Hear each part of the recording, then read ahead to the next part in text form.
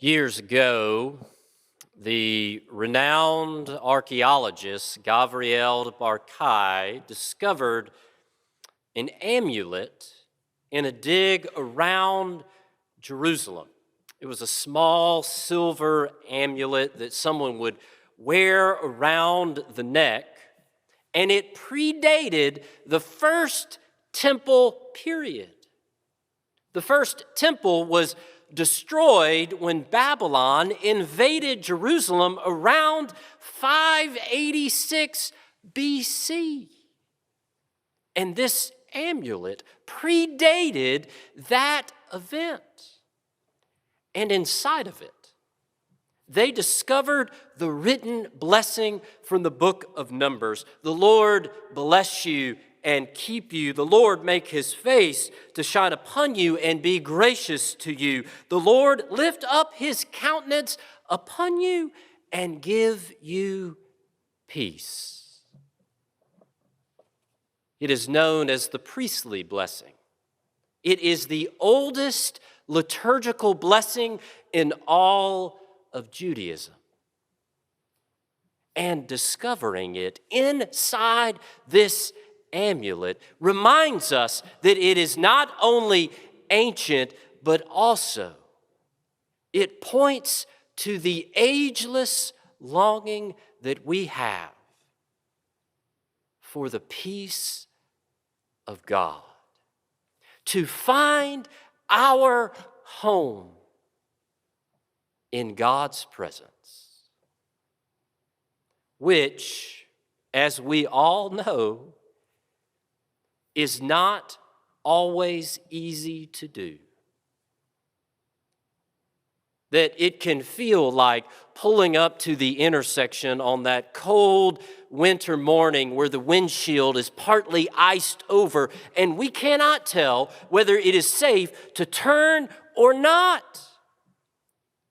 That we grip the steering wheel tighter, we lean in closer, we turn on the windshield wipers, we wipe off the windshield from the inside, but we cannot see clear enough.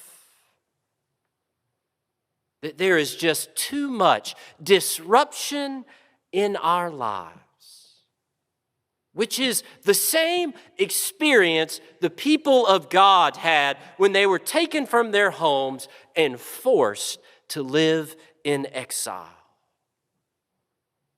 They felt again that longing, that sense of being homesick, which Will Campbell describes as having a bellyache without the ice cream. That there is this feeling of hurt down deep inside of us, and we cannot fully explain why. And the prophet Isaiah tries to poetically speak to this longing, this desire we have to find our home in God by saying, have you not known? Have you not heard? Has it not been told to you from the very beginning? Have you not understood from the foundations of the earth that those who wait on the Lord will renew their strength? Isaiah is speaking to a people in exile, taken from their homes, that they are questioning whether God has given up on them. But Isaiah reminds them, God is the creator of the entire world, that there is nowhere we can go apart from God's presence.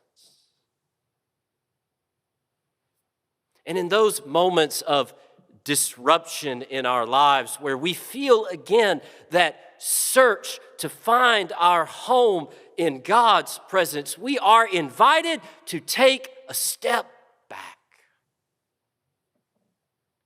It's like putting together a mosaic, which is made up of countless pieces, oftentimes broken pieces that we might sit down and start gluing all of the broken pieces of glass together. But sitting close to it, all we see is the brokenness, that it's not until we stand back that we see the beauty of the whole. And this happens in exile. But it can also happen at home. That in the midst of everyday life, we can feel disconnected, that we have not gone anywhere. But we might wonder if God has. And that was the experience in Capernaum. It was a place familiar to Jesus and the disciples. It was not the experience of exile. That Simon and Andrew, James and John had spent much of their lives there. But when they left the synagogue and went to Simon's mother-in-law's house, a place that felt like home to him, it was there we still find this longing for grace. Because Simon's mother-in-law was suffering. That we can feel heartache in exile, but we can also experience it at home. Which means we never know where each day might lead us. There's a story about a rabbi from centuries ago where every morning he got up and he walked across the village square to the synagogue to pray. And one morning a soldier stopped him. The soldier was in a terrible mood and asked him, "Where are you going?" And the rabbi genuinely said, "I do not know." Well, this made the soldier angry. He said, "What do you mean you do not know? For 25 years, you've gotten up, walking across this village square, going to the synagogue to pray." So the soldier, quite upset, arrested him and put him in jail. And when the soldier closed the door to the jail, the rabbi said, "See, I did not know where I was going." That we're never quite sure where each day might lead us or what kind of impact it can have on our lives, especially in the immediate moment. There's a Chinese legend which has been shared by many. I remember my grandfather telling it when I was a boy. That there was a young man whose horse ran away. And everybody in the village came to console him. But the wise old sage said, "What makes you sure this is a terrible thing?" Well, a few months later, the horse returned, bringing with it a herd of wild horses. So everyone in the village came out to congratulate the young man. But the wise old sage said, "What makes you sure this is a gift?" A few weeks later, the wild horses broke out of the fence and trampled the young man, breaking his leg. And everyone in the village came to console him. But the wise old sage said, "What makes you certain this is terrible?" Shortly after that, a war broke out with the neighboring village. Terrible violence and the horrible loss of life. Every able-bodied man was sent to fight, but this young man, because his leg was broken, could not go. That we are never sure the impact that something will have on our lives until we take a step back. that when our lives are disrupted, we might feel the tendency to do more, to act immediately, to grip life tighter, and to hold it closer. But we benefit from taking a step back. It says that when Jesus left Simon's mother-in-law's house, he went to a deserted place to pray.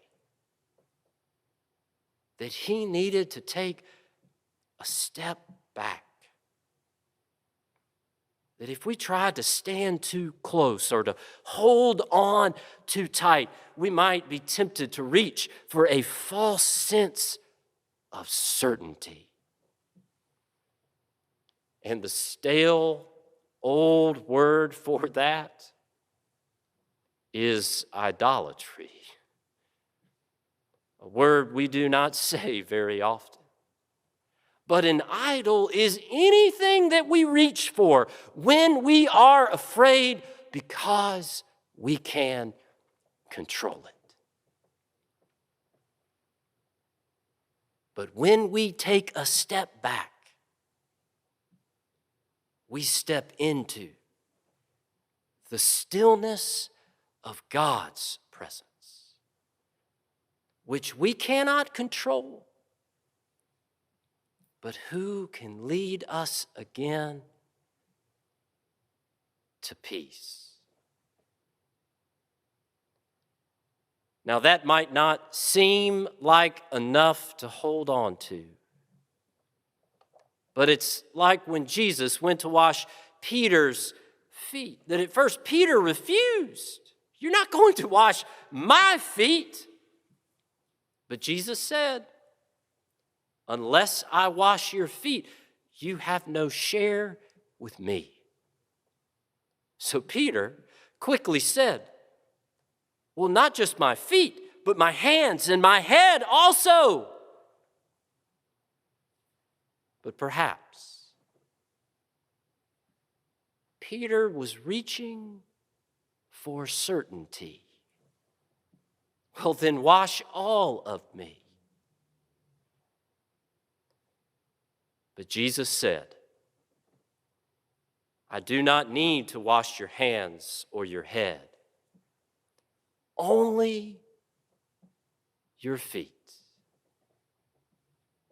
That it is enough for us to step back and to rest our uncertainty in the grace of God, who is slowly leading us to peace. Amen.